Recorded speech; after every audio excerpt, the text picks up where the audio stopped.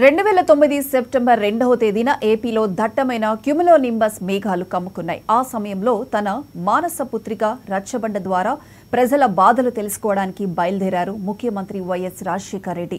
కాసేపటికే పిడుగులాంటి వార్త, వైఎస్ ప్రయాణిస్తున్న హెలికాప్టర్ ఆచూకీ లేకుండా పోయింది. ఈ వార్త అటు తెలుగు ప్రజలతో పాటు కేంద్ర ప్రభుత్వాన్ని ఉలిక్కిపడేలా చేసింది. అసలు ఆ రోజు ఏం జరిగింది? హెలికాప్టర్ ప్రయాణానికి ముందు అధికారులు వైఎస్తో ఏం చెప్పారు? ఆయన ఏమని బదులిచ్చారు? వైఎస్ మరణం అభిమానులకు ఇప్పటికీ ఓ చేదు జ్ఞాపకం. హెలికాప్టర్ మిస్ అయిన తర్వాత ఈ 24 గంటల్లో ఏం జరిగిందనేది ఇప్పుడు చూద్దాం.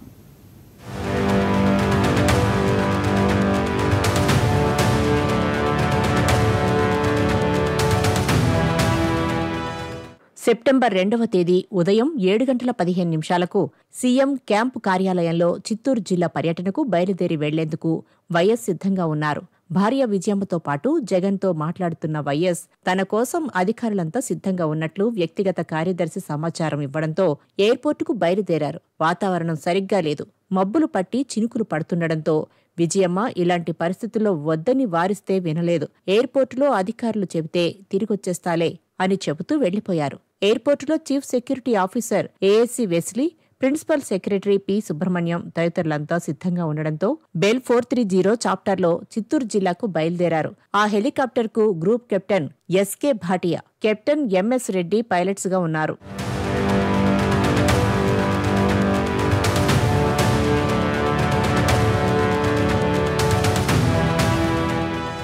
హైదరాబాద్ నుంచి ఉదయం 8:34 సమయంలో బయలుదేరిన హెలికాప్టర్ ఉదయం 9:45 ప్రాంతంలో ఎయిర్పోర్టు ఏటీసీతో సంబంధాలు కోల్పోయింది. కర్నూలు దాటి నల్లమల అటవీ శ్రేణుల మీదుగా వెళ్తున్నట్లు గుర్తించారు. అప్పటికే ఆ ప్రాంతంలో వర్షాలు కురుస్తుండటంతో ఆకాశమంతా మబ్బులు పట్టి ప్రతికూల వాతావరణం కొనసాగుతోంది. కర్నూలు జిల్లాలో తెలుగుగంగ ప్రాజెక్టు మీదుగా హెలికాప్టర్ వెళ్లడం ఆ ప్రాంతంలోని స్థానికులు చూశారు. మరోవైపు చిత్తూరు జిల్లాలోని కాంగ్రెస్ పార్టీ నేతలు, కార్యకర్తలు వైఎస్ రాక కోసం ఉత్కంఠగా ఎదురుచూస్తున్నారు. అదిగో వస్తున్నారు, ఇదిగో వస్తున్నారు అంటూ హడావుడి చేసిన నేతలు హెలికాప్టర్ ఎక్కడుంది, ఎప్పటిలోగా చిత్తూరుకు చేరుకుంటుందనేది ప్రతి పావుగంటకోసారి ఆరా తీస్తూనే ఉన్నారు. సన్నగా వర్షం పడుతూ వాతావరణం చల్లగా ఉన్న సమయంలో వైఎస్ రాక కోసం ఎదురుచూస్తున్న వారికి ఆయన జాడ గురించి ఎంతకూ తెలియకపోవడం, ఎవరూ సరిగ్గా జవాబు చెప్పకపోవడంతో చెమటలు పట్టాయి.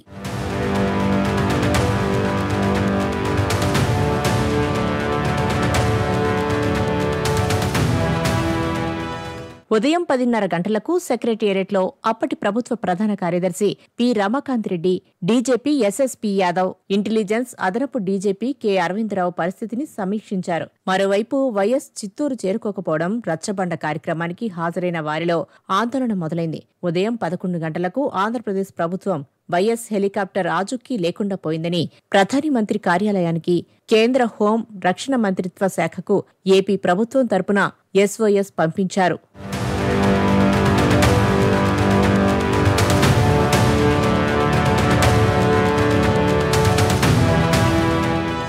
ప్రధానమంత్రి కార్యాలయంతో పాటు కేంద్ర హోంశాఖ వెంటనే స్పందించింది.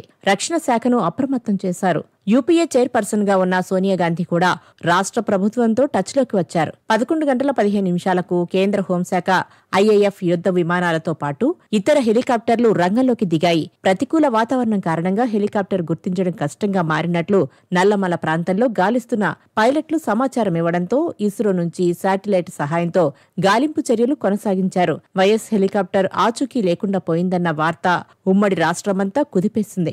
గంటలు గడుస్తున్నా యుద్ధ విమానాలు, ఆర్మీ హెలికాప్టర్లతో గాలిస్తుండడం రాష్ట్ర ప్రజలతో పాటు ఒక్కసారిగా కాంగ్రెస్ పార్టీ శ్రేణుల్లో, రాష్ట్ర ప్రజల్లో ఆందోళన మొదలైంది. టీవీలు కూడా అన్ని అంశాలు పక్కన పెట్టి ప్రతి క్షణం వైఎస్ హెలికాప్టర్కు సంబంధించిన సమాచారం గురించే కవర్ చేయడం మొదలుపెట్టాయి.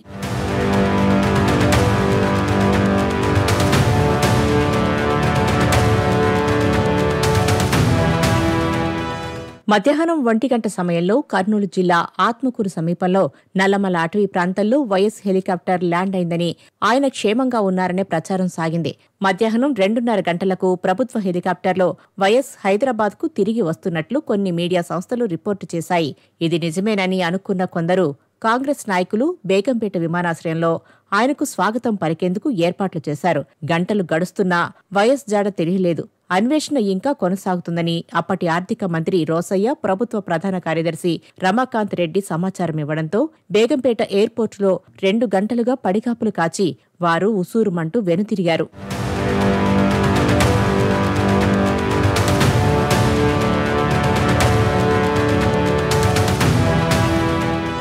సాయంత్రం చీకటి పడినా వైఎస్ ఆచూకీ తెలియరాలేదు. 6:30 గంటలకు అప్పటి కేంద్ర హోంమంత్రి చిదంబరం న్యూఢిల్లీలో విలేకరులతో మాట్లాడారు. అడవి ప్రాంతంలో వెలుతురు, వాతావరణ పరిస్థితుల కారణంగా హెలికాప్టర్తో అన్వేషణ నిలిపివేశామని చెప్పారు. రేపు ఉదయం తెల్లవారిన వెంటనే గాలింపు తిరిగి ప్రారంభమవుతుందని ప్రకటించారు. ప్రభుత్వం హెలికాప్టర్ ద్వారా గాలింపును నిలిపివేయడంతో నల్లమల అటవీ ప్రాంతంలో పలు గ్రామాల ప్రజలు, అటవీ రెవెన్యూ అధికారులు చీకట్లో భారీ టార్చ్ లైట్లతో అడవిలో కాలినడకన వైఎస్ హెలికాప్టర్ కోసం అన్వేషణ కొనసాగించారు. పోలీసులు, సీఆర్పీఎఫ్ సిబ్బంది కూడా రంగంలోకి దిగారు. రాత్రంతా అడవిలో గాలిస్తున్న వారి కోసం ఇస్రో కూడా తమ వంతు ప్రయత్నం చేసింది. తెల్లారినా ఆచూకీ తెలియకపోవడంతో ఉత్కంఠ తారాస్థాయికి చేరుకుంది.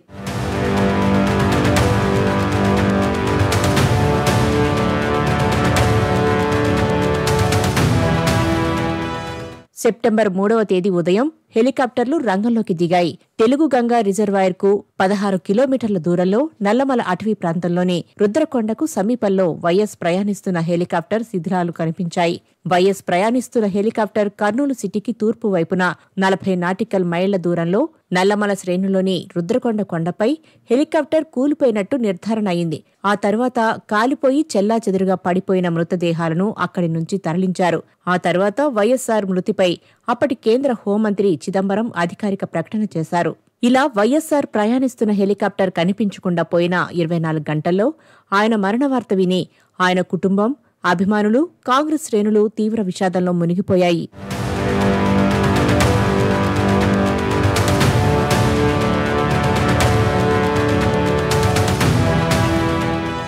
హెలికాప్టర్ ప్రమాదంలో వైఎస్ చనిపోవడంతో అశేష ఆంధ్రవని దుఃఖసాగరంలో మునిగిపోయింది. చివరి రోజు ఏం జరిగిందో వైఎస్ సతీమణి విజయమ్మ అభిమానులకు తెలియచేశారు.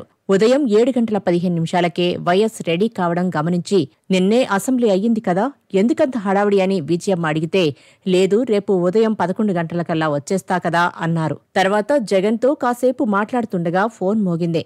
సార్, వర్షాలు బాగా పడుతున్నాయి, వాతావరణం కూడా బాగోలేదు సార్, వెళ్లొద్దని అటునుంచి ఆయనకు సూచించారు.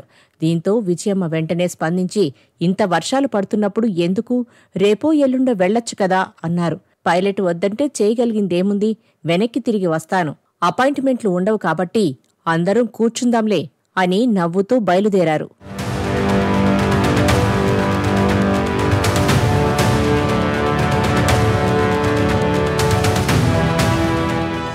ఎప్పటిలాగే ఇంట్లో నుంచి బయలుదేరినప్పుడు కారు ముందు సీట్లో కూర్చున్న వైఎస్ సమయం మించిపోతుందనే ఉద్దేశంతో కావచ్చు ఏం మాట్లాడలేదట. ఎయిర్పోర్టు లాంజ్లోకి వెళ్లాక కాసేపు అధికారులతో చర్చలు జరిపి ఏవో పేపర్ల మీద సంతకాలు కూడా పెట్టారట. ఎప్పుడూ లేనిది హెలికాప్టర్ ఎక్కే ముందు ఎయిర్పోర్ట్లో సిబ్బంది, పైలట్లు, ఇంటెలిజెన్స్ వాళ్లు ఇలా ఒకరి తర్వాత ఒకరు ఈయనతో ఫోటోలు తీసుకున్నారట. హెలికాప్టర్ ఎక్కే ముందు అధికారులతో ఈయన ఇవాళ పాత చాపర్ ఎందుకు పెట్టారు అన్నారట. మరి దానికి వాళ్లు ఏం సమాధానం చెప్పారో తెలీదు. 8:34 హెలికాప్టర్ టేకాఫ్ అయింది. ఎప్పుడూ నవ్వుతూ ఉండే మనిషి ఆ రోజు హెలికాప్టర్ ఎక్కేటప్పుడు మాత్రం కొంచెం సీరియస్గా ఉన్నారని చెప్పారు. తర్వాత టీవీలో ఎప్పుడో చూసినప్పుడు తనకు కూడా ఆ రోజు అలానే అనిపించిందని విజయమ్మ చెప్పారు. హెలికాప్టర్ ఉదయం 10:35 చిత్తూరులో దిగాల్సి ఉంటే 9:34 నుంచి తిరుపతి ఏటీసీకి సిగ్నల్ లేదట. 9:35 నుంచి శంషాబాద్ ఏటీసీతో సంబంధాలు తెగిపోయాయట. వైఎస్ వెళ్లగానే కుటుంబ సభ్యులంతా ప్రేయర్ చేసుకుంటున్నారు. మధ్యాహ్నం 12:10 విజయమ్మ ప్రేయర్ అయిపోయింది. 12:30 గంటలకు బంధువులంతా క్యాంపు కార్యాలయం నుంచి వెళ్లిపోగానే సూర్యుడు విజయమ్మ దగ్గరకు వెళ్లి, సార్ వెళ్లిన హెలికాప్టర్ మిస్సింగ్ అటమ్మా అని చెప్పాడు. వెంటనే టీవీ పెట్టగానే మిస్సింగ్ అని బ్రేకింగ్ న్యూస్ వస్తోంది అని ఆ రోజు వైఎస్ హెలికాప్టర్ ప్రమాదం జరిగిన నాటి విషయాలను నాతో వైఎస్ఆర్ పుస్తకంలో విజయమ్మ పంచుకున్నారు.